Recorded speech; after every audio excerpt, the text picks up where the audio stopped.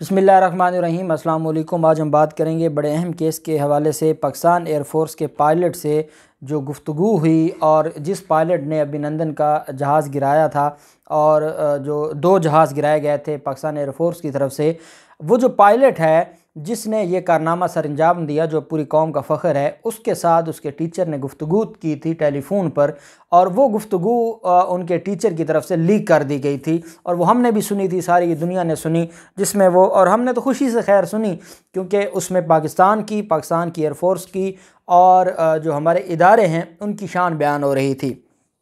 लेकिन क्योंकि कुछ चीज़ें होती हैं कॉन्फिडेंशियल, अब वो स्टूडेंट अगर अपने टीचर को कोई बात बता रहा है कि वहाँ क्या हुआ, कितने लोग मरे और असल वाक़या क्या है, और अगर आप उसको लीक कर दें तो कुछ कॉन्फिडेंशियल चीज़ें होती हैं और उस बुनियाद पर ये चीज़ें फिर रियासत का एक असासा है और रियासत को नुकसान पहुँचता है, रियासत की जो पॉलिसी है उसको नुकसान पहुँचता है।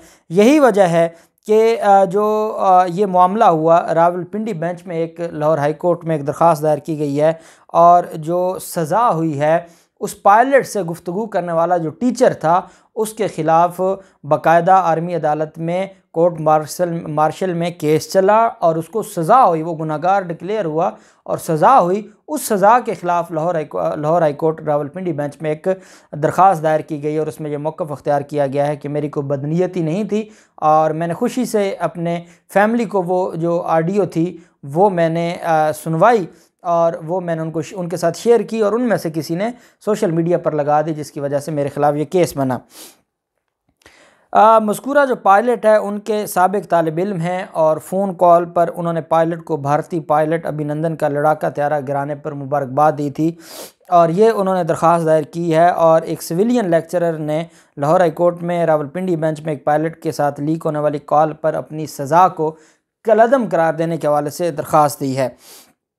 PAF कॉलेज लोअर टोपा मरी में काम करने वाले दरख्वास्त गुजार हाफिज़ फ़ारूक अहमद ख़ान, उनको PAF पायलट के साथ हुई टेलीफोन गुफ्तगू सोशल मीडिया पर लीक होने के बाद कोर्ट मार्शल का सामना करना पड़ा था। केस की तफसीलात के मुताबिक फ़ारूक ख़ान को जून 1999 में फ़ेडरल पब्लिक सर्विस कमीशन के ज़रिए PAF कॉलेज में सिविल लेक्चरार के तौर पर भर्ती किया गया था। उन्हें ऑफिशियल सीक्रेट एक्ट 1923 की दफ़ात के तहत मुल्ज़म ठहराने के बाद कोर्ट मार्शल ने सज़ा सुनाई थी। अपनी दरख्वास्त में फ़ारूक अहमद ख़ान ने कहा कि 27 फरवरी 2019 की शाम वो और उनकी अहलिया PAF कॉलेज लोअर टोपा में अपनी सरकारी रिहाइशगाह पर टेलीविज़न देख रहे थे। दरख्वास्त में बताया गया कि दोनों ममालिक के दरमियान कशीदगी के दौरान पाक फ़िज़ाइया की जानिब से 2 भारतीय तैयारों को मार गिराए जाने की खबरें देखते हुए फ़ारूक ख़ान ने अपने पुराने तालिब इल्म जो कि फ़िज़ाइया लड़ाका पायलट था मुबारकबाद देने के लिए फ़ोन किया। दरख्वास्त में कहा गया कि कॉल 2 मिनट 27 सेकंड्स पर मुहित थी।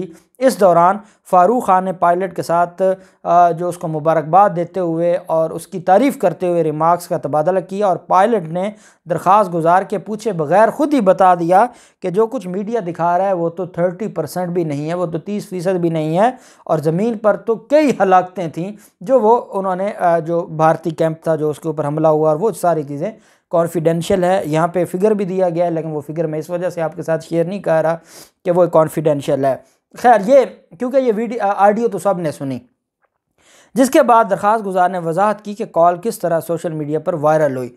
अब आगे वो कहते हैं कि 2 मिनट और 27 सेकंड की ये कॉल थी जिसमें मुझे मेरे स्टूडेंट ने, जो कि पायलट था जिसने उन बदबख्तों को, भारतीयों को गिराया था, वो खुशी से मुझे बता रहे हैं। जो स्टूडेंट टीचर का एक बड़ा अजीम रिश्ता होता है और उन्होंने बताया कि सर जी मामला मीडिया पे तो अभी कुछ भी नहीं आया, हमने तो दुश्मन को वो तबाह किया है कि दुश्मन सारी ज़िंदगी याद करेगा।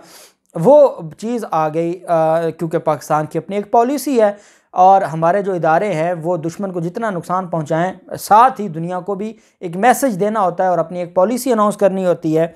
वो कहते हैं कि इंतहाई खुशी और फ़ख्र के एहसास में उन्होंने वही कॉल अपने 61 अजीज़ व अकारिब को भेज दी। व्हाट्सएप ग्रुप था और पहली बात तो ये है कि उनका जो मौसूफ़ है दरख्वास्त गुजार, उन्होंने, हालांकि हर कॉल रिकॉर्ड नहीं की जाती, कॉल रिकॉर्ड की गई तो किस मकसद के लिए की गई ये तो उस टीचर को बताना पड़ेगा कि कॉल रिकॉर्ड क्यों की। अब वो कहते हैं कि मैंने खुशी और फ़ख्र की वजह से कि मेरा स्टूडेंट था जिसने आज भारतीयों को नाकों चने चबवाए और भारतीय त्यारे गिराए और अभिनंदन को गिरफ़्तार किया गया, वो मेरा स्टूडेंट था। तो वो इस खुशी में उसने अपने जो रिश्तेदार हैं 61 के करीब, उनको वो कॉल, हालांकि वो उनको वैसे भी बता देता तो कोई क़यामत नहीं आ जानी थी कि वो अपनी ज़ुबान में बता देता कि आज मेरी बात हुई और उसने ये कहा है। उसने वो जो कॉल थी, वो ओरिजिनल जो रिकॉर्डिंग थी, वो उसने शेयर कर दी। 61 कहते हैं कि मेरे जो रिश्तेदार हैं मैंने उनको भेज दी, जिसके बाद वो सोशल मीडिया पर वायरल होगी। जो चीज़ एक दफ़ा निकल गई वो निकल गई और उसके बाद वो वायरल हो गई और पाक फ़िज़ाइया की एयर इंटेलिजेंस एजेंसी के नोटिस में आ गई। दरख्वास्त गुजार उस्ताद को 8 जुलाई 2019 को गिरफ़्तार किया गया। 27 फरवरी का ये वो अजीम दिन है जब पाकिस्तान ने भारत को तारीख़ी शिकस्त दी थी।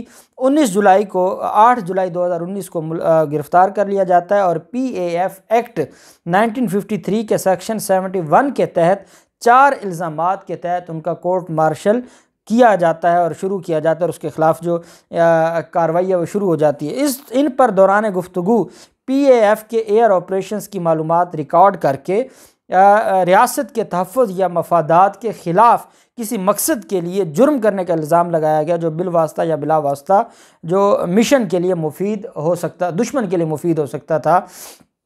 एक तो एयर ऑपरेशंस की मालूमात रिकॉर्ड करना, ये उसका कसूर था और ये बाकायदा जो पाकिस्तान एयरफोर्स एक्ट है 1953 उसके सेक्शन 71 के तहत जुर्म है कि आपको अगर कोई इन्फॉर्मेशन दे रहा है तो उसको रिकॉर्ड करना है, ये एक जुर्म था।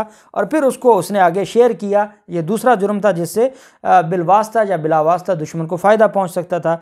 इसके अलावा लगाए जाने वाले इल्ज़ामात में मालूमात दस्तावेज़ की गैर मजाज मलकियत, उसकी हिफाजत ना करने की वजह से सोशल मीडिया पर लीक होना और 60 से ज़ायद राब्तों को एयर ऑपरेशंस से गैर मजाज तौर पर आगाह करना शामिल है। ये सारे उसके ख़िलाफ़ एलिगेशंस थे।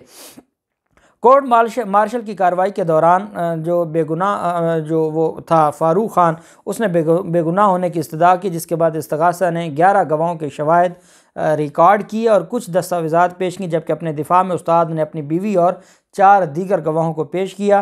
फ़ारूक ख़ान को फील्ड जनरल कोर्ट मार्शल ने 2 साल 8 माह कैद बामुशक्क़त की सज़ा सुनाई थी, ताहम बेस कमांडर ने 8 माह की सज़ा माफ़ करके उसे 24 माह कर दिया था। 2 साल की उसको सज़ा सुनाई गई। इसके बाद दरख्वास्त गुजार ने PF अपीलेट ट्राइब्यूनल में अपील दायर की, जिसमें मज़ीद 1 साल और 2 माह की सज़ा मुआफ़ कर दी गई।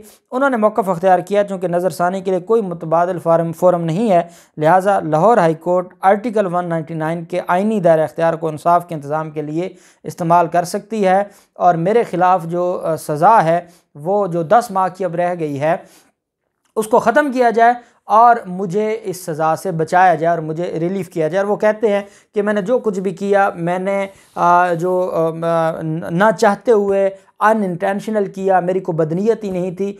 हाँ, कानून ये कहता है कि ignorance of law is no excuse. कोई ये कह नहीं सकता कि मुझे कानून का पता नहीं था कि इससे क्या हो सकता है। बहरहाल उसने अपनी बोनाफाइडली शो करवाते हुए ये दरख्वास्त दायर की है। आर्टिकल 199 में दरख्वास्त दायर की है। आर्टिकल 199 में हाई कोर्ट का दायरा अख्तियार कैसे बनता है, ये बड़े अहम सवालात हैं और उसके ऊपर अगले हफ्ते में समाअत होगी। जो भी तफसीलात होंगी आपके साथ शेयर करते रहेंगे। अल्लाह पाक पाकिस्तान का हामी नासिर हो। बहुत शुक्रिया। अल्लाह हाफिज़। पाकिस्तान जिंदाबाद।